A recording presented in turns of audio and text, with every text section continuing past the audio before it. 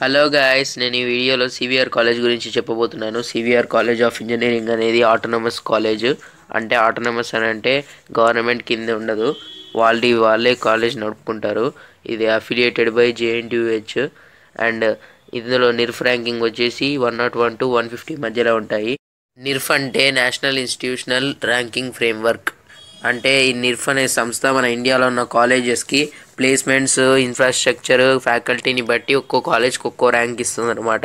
ఈ CVR college అనేది ఇండియాలో 101 to 150 మధ్యలో ర్యాంకింగ్ ఉంది. అండ్ సివిఆర్ కాలేజ్కి మన తెలంగాణలో ఉన్న ర్యాంకింగ్ 5. అండ్ వీళ్ళు ఆఫర్ చేసే courses CSC, EC, triple IT, mechanical, civil. And ఇందులో ఫీజు అనేది 1 lakh వరకు ఉంటుంది. అది కూడా hostel fee, canteen, exam fee ఎక్స్క్లూడింగే.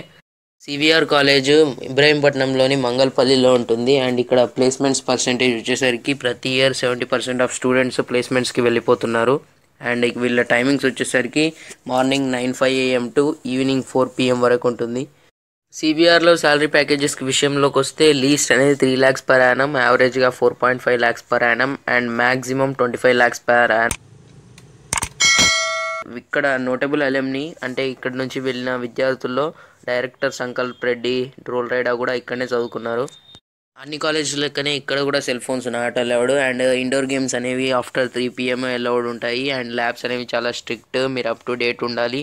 And మిగతా కాలేజెస్తో పోలిస్తే ఫెస్ట్, క్లబ్స్, డ్యాన్సెస్ అనేవి కొద్దిగా తక్కువనే ఉంటాయి.